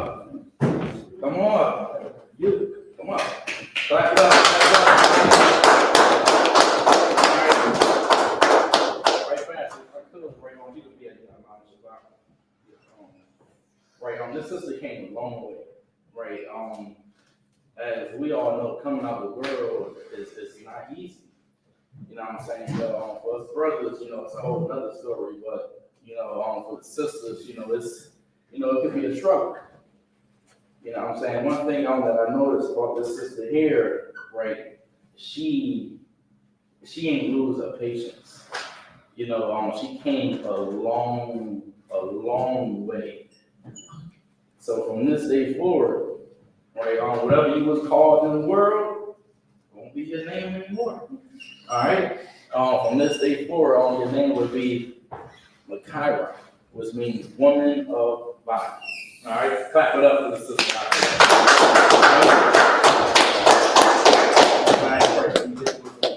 All right? The brothers up here, we're going to send up your own prayers. All right? Go.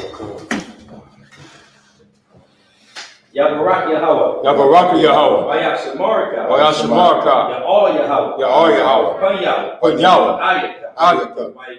Ayakanya. Yashar Yahweh. Yashar Yahweh. Panyahu. Panyahu. Ayaka. Ayaka. Ayashamlaka. Ayashamlaka. Shalom. Shalom. Yahweh. Yahweh. Ba'ashem. Ba'ashem. Yahushai. Barak. Barak. Rapah. My gun. My gun. My gun. Her gun. Makara. Makira. Makira. Makira.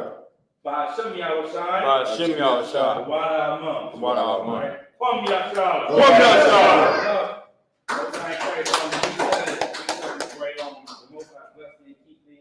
Make our face shine upon thee and be gracious unto thee. Yahweh lift up a countenance upon thee and give thee peace. Yahweh, in the name of Yahweh, bless, heal, shield, and protect. All right? Well done.